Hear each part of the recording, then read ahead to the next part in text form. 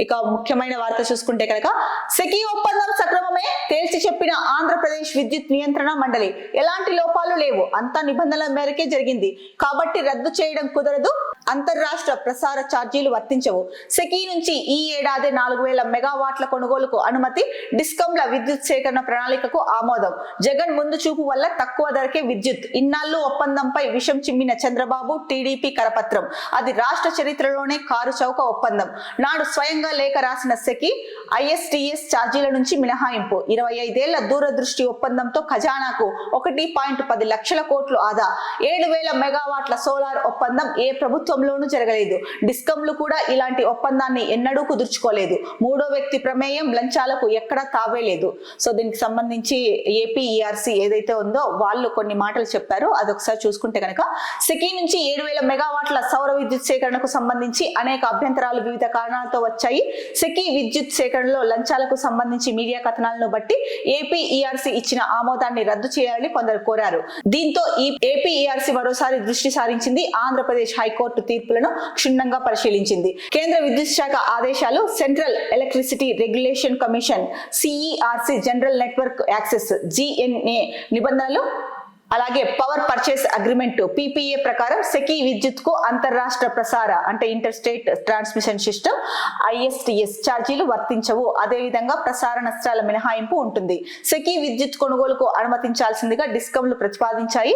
అందువల్ల ఈ 7000 మెగావాట్లతో ఈ ఏడాది అంటే 2025-26లో 4000 మెగావాట్లను విద్యుత్ సేకరణ ప్రణాళిక పవర్ ప్రొక్యూర్మెంట్ ప్లాన్ లో చేర్చకపోవడానికి కమిషన్ కు ఎటువంటి కారణం కనిపించడం లేదని చెప్పేసి APERC అయితే కనుక స్పష్టం చేసింది.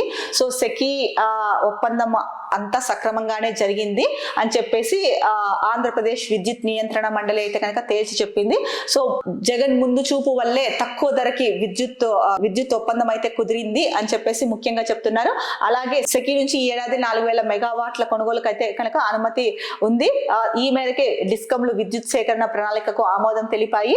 ఇక ఇంత కారు చౌకగా విద్యుత్ కొనుగోలుకి ఒప్పందం అయితే కనుక రాష్ట్ర చరిత్రలో ఎప్పుడు జరగలేదు. ఇది అత్యంత కారు చౌకైన ఒప్పందం అని చెప్పేసి చెప్తున్నారు. ఇక ఇంకొక మాట కూడా వీళ్ళు చెప్పారు, 7000 మెగావాట్ల సోలార్ ఒప్పందం ఏ ప్రభుత్వంలోనూ జరగలేదు. ఇక డిస్కంలు కూడా ఇలాంటి ఒప్పందాన్ని ఎన్నడూ కుదుర్చుకోలేదు. దీంట్లో ఈ ఒప్పందంలో అయితే కనుక మూడో వ్యక్తి ప్రమేయం కానీ లంచాలకు కానీ ఆస్కారం లేదని చెప్పేసి చెప్పాయి. సో ఏది ఏమైనా అంటే మనం కొద్ది రోజుల ముందు చూసుకుంటే కనుక సెకీ ఒప్పందం వల్ల అంటే ముందుకు వెళ్తే కనుక వద్దు రద్దు చేసుకుందాము అంటే ఫైన్ వేస్తున్నారు, లేకపోతే కనుక కొనుగోలు చేయాల్సిన పరిస్థితి. అలా కొనుగోలు చేస్తే కనుక రాష్ట్ర ప్రజల పైన 25 ఏళ్ల వరకు వాళ్ళపైన భారం పడుతుంది. అంటే విద్యుత్ ఛార్జీలు పెంచాల్సి వస్తుందనో ఏంటో మరి మొత్తానికి రాష్ట్ర ప్రజల పైన అయితే కనుక భారం పడుతుంది కొనుగోలు సెకీ ఒప్పందం ప్రకారం కొనుగోలు చేస్తే. ఒకవేళ కొనుగోలు చేయకపోతే కనుక 2000 పైచిలకు కోట్లు ఫైన్ అయితే కనుక వేస్తున్నారు అని చెప్పేసి గత కొద్ది రోజుల క్రితం న్యూస్ వచ్చింది. దీనికి సంబంధించి APERC అయితే మాత్రం పూర్తి క్లారిటీ ఇచ్చింది. సెకీ ఒప్పందం అంతా సక్రమంగా జరిగింది.